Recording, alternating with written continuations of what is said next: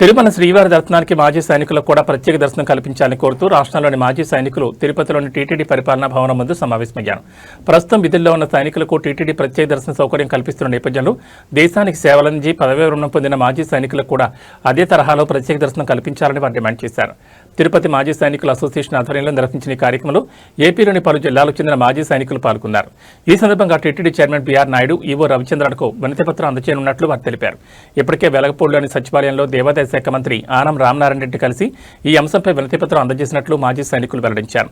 ప్రభుత్వం చొరవ తీసుకుని టీటీడీ అధికారులకు ఆదేశాలు జారీ చేసి మాజీ సైనికులకు ప్రత్యేక దర్శన సౌకర్యం కల్పించాలని వారు కోరారు. దేశ సేవలో భాగమైన తమకు శ్రీవారి దర్శనంలో ప్రత్యేక అవకాశం కల్పించాలని మాజీ సైనికులు విజ్ఞప్తి చేశారు. తిరుపతి మీడియా మిత్రులందరికీ నమస్కారం అండి. నా పేరు తాండ్ర సాంబశివరావు. ఆంధ్రప్రదేశ్ రాష్ట్ర మాజీ సైనిక సంక్షేమ సంఘానికి రాష్ట్ర అధ్యక్షునిగా ఉన్నాను. ఈరోజు ప్రధానంగా రాష్ట్ర వ్యాప్తంగా ఉన్నటువంటి మాజీ సైనికుల కుటుంబ సభ్యుల యొక్క చిరకాల వాంఛను, చిరకాల కోరికను ఏదైతే ప్రపంచవ్యాప్తంగా ప్రఖ్యాతిగాంచినటువంటి మరి తిరుమల తిరుపతి దేవస్థానం, అదేవిధంగా ఎంతో మరి వేల మంది, కోట్ల మంది అభిమానుల్ని, భక్తుల్ని కలిగినటువంటి వెంకటేశ్వర స్వామి సన్నిధిలో మరి దేశ సేవ చేసినటువంటి, దేశ రక్షణలో అనేక ఇబ్బందులు పడి, అనేక కష్టాలు పడి, అనారోగ్యాలకు సైతం గురయ్యి, అంగవైకల్యాలను సైతం పొందినటువంటి మాజీ సైనికులకి ప్రత్యేకమైనటువంటి దర్శన సదుపాయాలు కల్పించాలని చెప్పి, అదేవిధంగా వసతి సదుపాయాలు కూడా కల్పించాలని చెప్పి మరి మేము ప్రధానమైనటువంటి డిమాండ్తో మరి తిరుపతి దేవస్థానం ఈఓ గారిని, అదేవిధంగా చైర్మన్ గారిని కూడా కలిసి వినతి పత్రం ఇవ్వడానికి ఇక్కడ రావడం జరిగింది.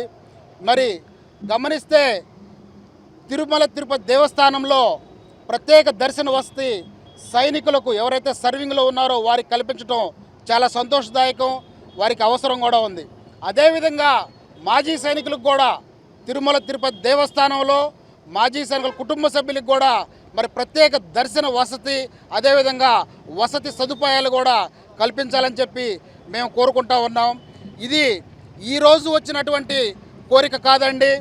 చిరకాలంగా ఆంధ్రప్రదేశ్ రాష్ట్రంలో రాష్ట్ర వ్యాప్తంగా ఉన్నటువంటి మాజీ సైనికుల మరి ఎన్నో వందల సంవత్సరాల నుంచి ఉన్నటువంటి కోరికని మేము ఈరోజు తిరుమల తిరుపతి దేవస్థానం వారి దృష్టికి తీసుకురావడం జరుగుతుంది.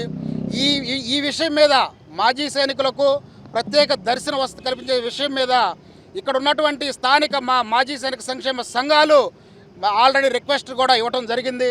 మరి పరిశీలిస్తాము. వెంటనే మీ మాజీ సైనికులు దేశ సేవలో ఎంతో తరించారు, మీకు ఇవ్వాల్సిన బాధ్యత మాకు కూడా ఉందని చెప్పి మరి గతంలో చైర్మన్ గారు కానీ, మరి గతంలో ఈఓలు కానీ చెప్పడం జరుగుతుంది. కానీ ఆచరణలో మరి అది జరగటం లేదు. దీని మీద మేము రాష్ట్ర దేవాదాయ ధర్మాదాయ శాఖ మంత్రి గారు ఆనం రామనారాయణ రెడ్డి గారిని కూడా సెక్రటేరియట్లో స్టేట్ కమిటీ తరఫున వెలగపూడికి వెళ్ళి కలిసి వినతి పత్రాన్ని ఇవ్వటం, వారు కూడా సానుకూలంగా స్పందించడం చాలా సంతోషదాయకం. మరి ఇప్పుడు ఈఓ గారికి డైరెక్ట్గా చైర్మన్ గారికి కూడా కలవడానికి మేమందరూ ఇక్కడ రావడం జరిగింది.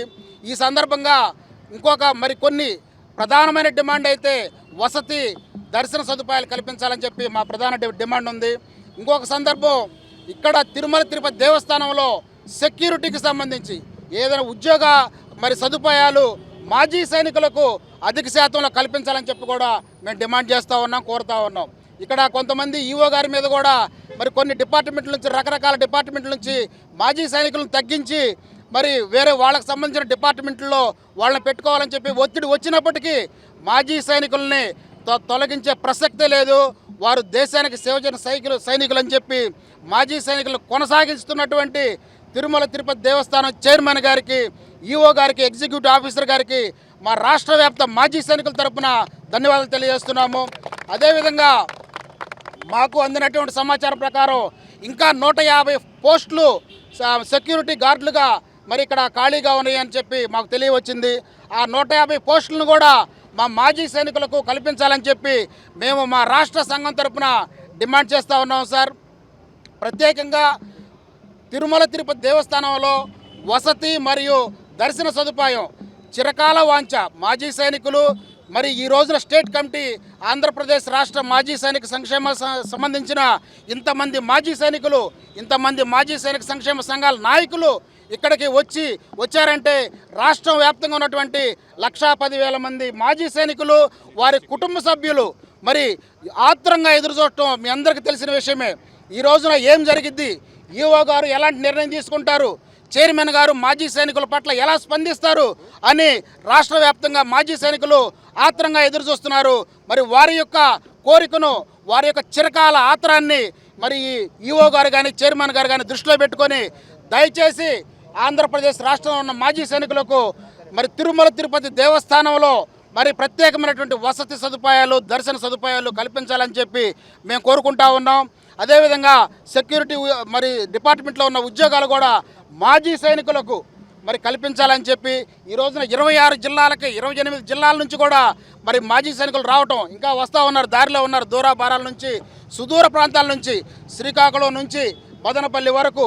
ఇక్కడ స్థానిక తిరుపతిలో ఉన్నటువంటి అసోసియేషన్ల పిలుపు మేరకు, రాష్ట్ర ఏపీఆర్ఎంఎస్ఎస్ రాష్ట్ర సంఘం పిలుపు మేరకు కథలు రావడం చాలా సంతోషం. ఈ